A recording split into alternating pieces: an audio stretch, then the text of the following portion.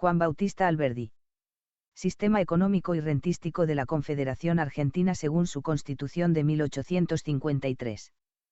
Tercera parte, disposiciones de la Constitución que se refieren al fenómeno de los consumos públicos, o sea de la formación, administración y empleo del Tesoro Nacional. Capítulo sexto, de la autoridad y requisitos que, en el interés del orden, intervienen en la recaudación, manejo y empleo de la hacienda pública.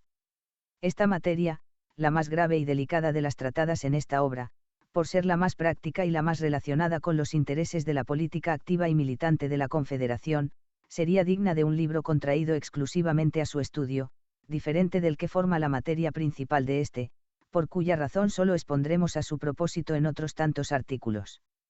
Primero, los principios y caracteres generales de la Administración de Hacienda según la Constitución argentina. Segundo, cuáles sean las materias de la atribución o competencia del Ministerio de Hacienda. Tercero, bases de la organización de las direcciones o servicios en que deberá dividirse el Departamento de Hacienda para su despacho y, cuarto, reglas derivadas de la Constitución sobre la jerarquía de los funcionarios encargados del servicio administrativo de la Hacienda Pública. Artículo 1. Principios y caracteres generales de la Administración de Hacienda según la Constitución argentina. La Administración o Gobierno de la Hacienda de la Confederación Argentina, porque son sinónimas las palabras gobernar y administrar, forma parte de la Administración General del país, atribuida al presidente, como encargado del Poder Ejecutivo, por el artículo 83 de su Constitución. Encomendar el manejo de las rentas al Poder Ejecutivo, es poner las cosas en su lugar natural, es poner el gobierno en manos del gobierno, porque las rentas son el principal elemento de poder. Recaudarlas y administrarlas, es, por otra parte, natural atribución del poder encargado de hacer cumplir la Constitución y las leyes en materia de hacienda pública. Con razón, pues, según la Constitución argentina, corresponde al presidente recaudar las rentas de la Confederación, y decretar su inversión con arreglo a la ley o presupuesto de gastos nacionales. Esta atribución, dada al Poder Ejecutivo, envuelve una de las más poderosas garantías en favor del orden general. Veremos adelante las demás garantías secundarias que la misma Constitución ofrece para hacer efectiva aquella función comprensiva de otras muchas, que suponen otros tantos funcionarios encargados de su desempeño.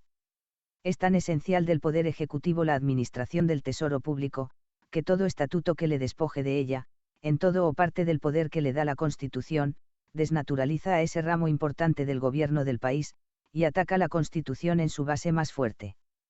Ni será preciso para esto que le arrebate todo el poder rentístico, pues bastaría, por ejemplo, que la administración del crédito, uno de los recursos que forman el Tesoro Nacional según la Constitución, fuese colocada en manos de una autoridad un poco independiente del Poder Ejecutivo, para introducir la división o desmembración de éste, y preparar su ruina por medio de su debilidad. Por igual principio otro estatuto podía retirarle la administración de la guerra, otro el de la marina, otro el del servicio de las relaciones extranjeras, para encomendarlas respectivamente a funcionarios más o menos independientes del Poder Ejecutivo, por cuyo medio vendríamos a ver reducido este poder, de que depende la estabilidad de la Constitución, a un poder escrito y nominal.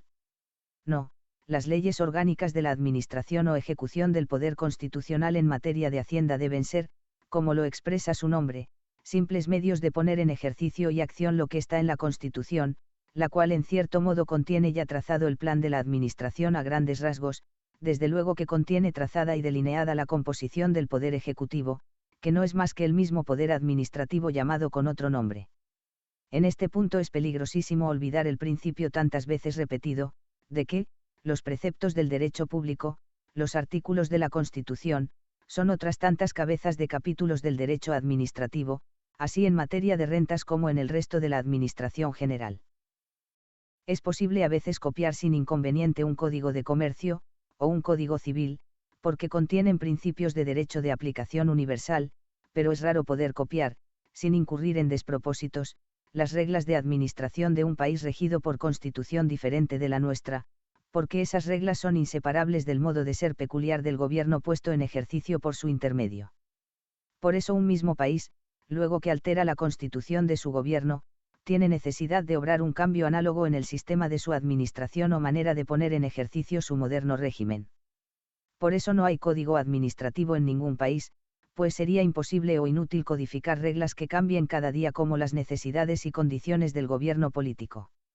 Me detengo en este punto, porque contiene un peligro constante de que se altere o comprometa el bello sistema que la Constitución ha dado al ramo de Hacienda, por la adopción de doctrinas o ejemplos de administraciones que pertenecen a países regidos por constituciones diferentes de la nuestra. Ya hemos tenido un ejemplo de este extravío en el Estatuto de Hacienda, que entregó la administración de este ramo de gobierno a corporaciones en cierto modo independientes de él y revestidas de poder deliberante, cuando la Constitución, artículo 94, atribuye el despacho de la Administración General de Hacienda al ministro secretario de Estado en este ramo. Omitiendo el Consejo de Estado, pone toda la administración del país en las manos exclusivas del presidente, quita de raíz a la administración argentina en todos los grados de su jerarquía el carácter de consultativa, que la administración francesa hacía derivar del principio en que descansa la institución central del Consejo de Estado. El error del Estatuto de Hacienda, corregido por su derogación tan oportuna, habrá de repetirse muchas veces, si no se pone cuidado en evitar el ejemplo y las doctrinas administrativas de países regidos por gobiernos unitarios, como Francia, el país de Europa más influyente en Sudamérica por la doctrina de sus libros, y Chile, el más edificante por el buen éxito de su gobierno en esta parte del continente. Casi todos los libros de administración que andan en manos de nuestra juventud y de nuestros hombres públicos son franceses. No hay un autor francés, de derecho o de materia administrativa, que no sea expositor y apologista del régimen unitario y centralista en materia de administración y gobierno. El señor Cormenin, el más conocido y popular entre nosotros, realza la centralización del gobierno de su país en estos términos: en un solo instante el gobierno quiere, el ministro manda, el prefecto comunica, el alcalde ejecuta, los ejércitos marchan, las escuadras navegan, se toca a rebato, retumba el cañón, y la Francia está en pie. Nuestros publicistas leen esas doctrinas, no se dan cuenta de su origen y motivos peculiares, y las aplican a la organización de nuestro país, sin reparar que la constitución o modo de ser de su orden político está lejos de ser y poder ser unitario en el grado que la Francia debe a muchos siglos de trabajos graduales, y sobre todo a las circunstancias en que la colocó su revolución, bajo cuya inspiración y exigencias recibió la centralización esencialmente militar y militante a que alude Cormenin. El país que asumía el papel de cambiar la faz del mundo político y de resistir a sus coaliciones, tuvo que buscar en la unidad, al estilo de un ejército, la prontitud y la energía que convenían a su doble acción de provocación y de defensa. Dar esa organización a países que no tienen enemigos, porque su gobierno es el triunfo de una revolución consagrada, y en que ese gobierno es llamado a proteger el progreso más bien por su abstención que por su acción, es copiar sin tino y disponer los pueblos a la guerra y al despotismo, dándoles la aptitud para ambas cosas. Los libros españoles de administración incurren en la misma tendencia, muy loable y legítima para ellos, ya que su país disfruta también de la ventaja de un gobierno central y unitario, pero esa tendencia es capaz, entre nosotros, de inducir a graves errores y extravíos por la naturaleza de nuestro gobierno unitario y múltiplice a la vez, mezcla de nacional y federal. El Partido Unitario Argentino, es decir, la porción del país más instruida en otro tiempo, bebió en esa fuente, usada sin examen, la doctrina de la unidad indivisible que escribió en su bandera, que formuló en un proyecto de constitución frustrada, que forma hasta hoy mismo la base rancia de su criterio político, pero que, en la realidad de los hechos que hasta hoy quedan, no tuvo enemigos más desastrosos que sus mismos partidarios. En efecto, el partido llamado unitario hirió la antigua unidad argentina de un modo más mortal y duradero, que lo habían hecho con las lanzas sus predecesores los gobernadores insurrectos de 1820. El partido unitario minó la unidad creando las instituciones de la provincia de Buenos Aires, en que presentó a las demás de la República el dechado del aislamiento legislativo y administrativo que adoptaron a su ejemplo en sus leyes fundamentales de provincia, cayendo el país en esa especie de feudalismo republicano en que ha vivido por 30 años, hasta 1853, en que la Constitución Federal ha reinstalado la antigua Unión Argentina, pero no ya en el grado de su centralización primitiva y secular, sino teniendo que respetar el poder de provincia, elemento nuevo o más bien retrógrado, que debió su consagración definitiva al ejemplo del gobierno provincial de Buenos Aires constituido por los unitarios o centralistas. Ese límite, el poder provincial, respetado por la centralización política que han reorganizado en su Constitución Federal las provincias confederadas o ligadas en cuerpo de nación, también tendrá que respetarse por la centralización administrativa en materia de hacienda. Las provincias han conservado individualmente todo el poder no delegado por su constitución al gobierno federal, artículo 101. En ese poder, reservado a cada localidad, entra también su dosis de poder económico y rentístico, el cual tiene a su vez por límites generales las restricciones rentísticas que le traza el artículo 105 de la Constitución. Ese orden de cosas, basado en el poder de los hechos, hará inaplicable a la administración argentina el principio de uniformidad y centralización indivisible, que la administración francesa reconoce como uno de sus caracteres esenciales. Por resultado de ese estado de cosas consagrado por la Constitución en la Confederación Argentina, como en la de los Estados Unidos, tendremos dos administraciones distintas, dos sistemas de autoridades de Hacienda, en lugar de uno solo unitario y central, el de la Confederación y el de cada provincia. En Estados Unidos, dice el señor Odent, traductor francés de Story, hay 4 administraciones distintas, 4 presupuestos, la Unión tiene el suyo, los estados, los condados y las comunidades o cabildos tienen igualmente el suyo. Esa manera de administración dividida o descentralizada, peculiar de las federaciones, y tan útil e inevitable en determinadas circunstancias, como la administración unitaria en ciertas otras, será la que convenga al gobierno económico de la Confederación Argentina. Y, por cierto, que no es en la ciencia francesa, inspirada por la centralización absoluta, donde los publicistas argentinos hallarán la norma del régimen que convenga a su gobierno económico, sino más bien en el ejemplo de países administrados por el sistema federal o de centralización relativa y limitada, como los Estados Unidos por ejemplo. Además de esa limitación creada por los hechos y consagrada por la Constitución en favor del tesoro reservado a cada provincia como elemento de su poder local, la administración rentística de la Confederación tendrá que respetar, aunque transitoriamente, otro hecho imprevisto por la Constitución, desautorizado por ella, pero no por eso menos capaz de estorbar el establecimiento del poder nacional delegado, en una sección importante del territorio argentino. Me refiero a la resistencia que opone Buenos Aires a devolver a la nación el ejercicio de los recursos peculiares de esta, del género y en la medida que las demás provincias los han delegado o devuelto, en el interés de formar un tesoro nacional común y de reinstalar la nación argentina. Buenos Aires, por el hecho de su resistencia a devolver a la soberanía nacional los poderes que le son peculiares, se constituye apóstol y defensor obstinado del feudalismo, que radicó en el suelo argentino por el ejemplo de sus instituciones de aislamiento provincial en puntos que no admiten división bajo ningún sistema de gobierno, como son la política exterior, la política comercial, las aduanas, las monedas, los pesos y medidas, etc. El hábito, la falta de estudio, el calor de la lucha, el interés local mal entendido, han creado allí la preocupación de que esas instituciones de provincia son otra cosa que arranques retrógrados de verdadero feudalismo. ¿Por qué caracteres se señalaba el régimen feudal de la Europa antes de la Edad Media?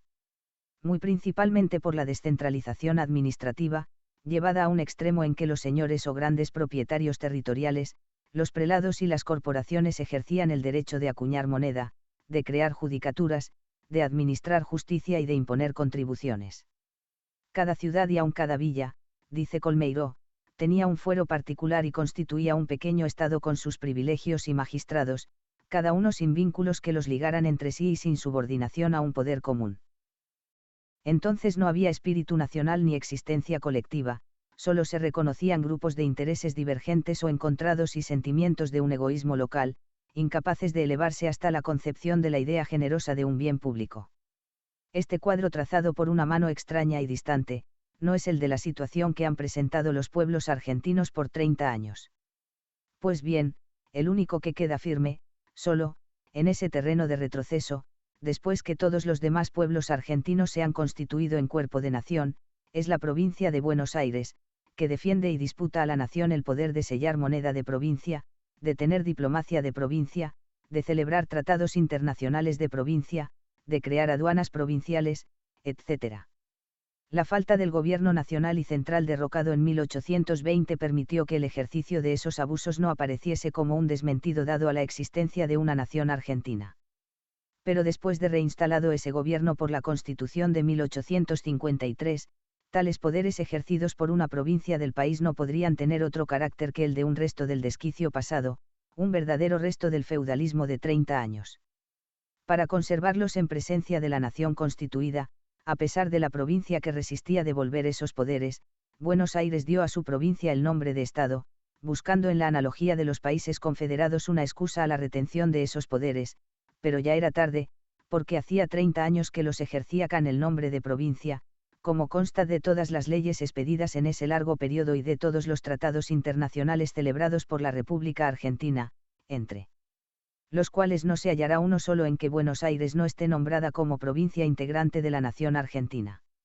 Sea de ello lo que fuere, esas instituciones de Buenos Aires, que no tienen sentido ni perdón en la ciencia, son sin embargo un hecho, revestido del poder de un hábito de 30 años de existencia y de ilusiones arraigadas, aunque desnudas de fundamento.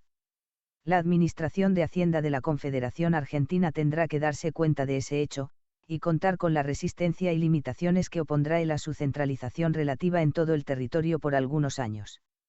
Ejercerá el mismo influjo en el arreglo de los demás ramos del poder administrativo, como los ejerce hoy en el establecimiento de la Constitución, pero él no será un desmentido a la nacionalidad argentina, porque la centralización del poder no es la unidad de la nación. Será necesario combatir o reaccionar contra él a pesar de eso, porque la centralización del gobierno, que no es la unidad de la nación, la conserva y sostiene. Pero los males arraigados deben ser combatidos por el régimen, pues la violencia los exaspera y robustece en vez de aniquilados. La España nos ofrece el ejemplo de este sistema, a cuyo empleo debe los resultados que no pudo obtener por largos años de guerra contra las resistencias que Navarra y las provincias vascongadas oponían a la centralización del poder nacional. Convencida de la ineficacia de su guerra contra los fueros de provincia, respetó al fanatismo incorregible su existencia de hecho, en cambio del reconocimiento que obtuvo de la supremacía nacional. El Convenio de Vergara y las leyes que fueron su consecuencia contienen la solución de esa dificultad. Hasta entonces la Navarra tuvo su régimen especial en lo económico, judicial y militar, y las provincias vascongadas usaron íntegramente de sus fueros. Una ley de las Cortes de 25 de octubre de 1839 confirmó esos fueros y los de Navarra, pero sin perjuicio de la unidad constitucional de la monarquía, reserva que, aunque nominal hasta hoy, era lo bastante para salvar el principio de la nacionalidad española de esos pueblos disidentes, más duradero que los intereses ilegítimos de su aislamiento. Las instituciones de aislamiento provincial en materia de hacienda, de que Buenos Aires se ha hecho un hábito de 30 años, tienen mucha analogía con los fueros de los pueblos del norte de España, y esa analogía justificará la necesidad de emplear una política de contemporización y tolerancia, mezclada de expedientes incisivos, para vencer por las mejoras graduales y por el auxilio del tiempo la resistencia de su antigua provincia capital, arraigada en sus hábitos, en sus instituciones fundamentales, en sus ilusiones y errores, que caerán por su propio desengaño y convencimiento, mejor que por los medios violentos y precipitados. La Confederación no debe emplear la guerra para vencer esa resistencia contra la unidad nacional de sus rentas. No se desarman las preocupaciones a sablazos. Pero no debe abstenerse de emplear la fuerza de los intereses y de las conveniencias, porque ninguna centralización se opera por sí sola y sin coacciones más o menos eficaces. Artículo 2. De los objetos que, según la Constitución argentina, son de la atribución del Ministerio de Hacienda. Antes de estudiar los principios de la Constitución que deben ser bases de la organización y atribuciones de los funcionarios encargados del servicio de la hacienda pública, veamos la extensión y objetos que deberá abrazar este ramo importante del Poder Ejecutivo. La Constitución, en su artículo 84, divide en 5 departamentos o ministerios el despacho de la Administración General, que el artículo 83 encomienda al presidente de la Confederación. Esos departamentos son encargados a 5 ministros secretarios del presidente, bajo las denominaciones de Ministro del Interior, de Relaciones Exteriores, de Hacienda, de Justicia, Culto e Instrucción Pública, y de Guerra y Marina. Una ley deslindará los ramos del respectivo despacho de los ministros, dice el artículo 84 de la Constitución. Veamos los negocios que esa ley deberá comprender en el despacho perteneciente al Ministerio de Hacienda.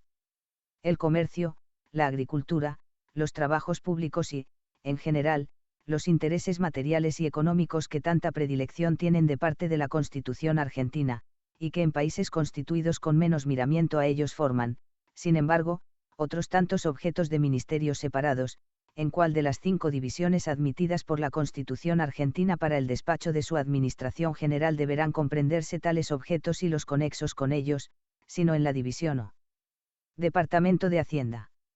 Lo cierto es que la Constitución los comprende entre los objetos relacionados con las atribuciones administrativas dadas al presidente, sino para intervenir en el ejercicio de las industrias declaradas de derecho privado, al menos para vigilar y proteger sus garantías y desarrollo. Los objetos y materias de la atribución del Ministerio de Hacienda admiten, según la Constitución argentina, una división principal en 2 categorías, a saber, negocios de carácter económico, y asuntos de finanzas o hacienda propiamente dichos.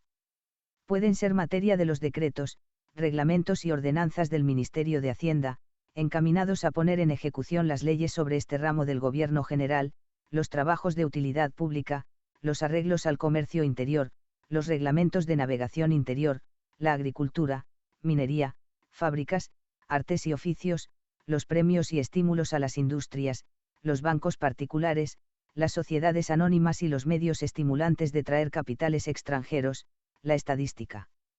comercial, los puertos, la pesca, faros, resguardos, edificios fiscales, las patentes de invención, los privilegios temporales de carácter industrial a los autores de útiles inventos, la correspondencia con los cónsules y vicecónsules de la Confederación en países extranjeros sobre comercio, navegación y datos necesarios a la riqueza nacional y al tesoro público, y reformas y mejoras exigidas en la legislación sobre industria y rentas fiscales.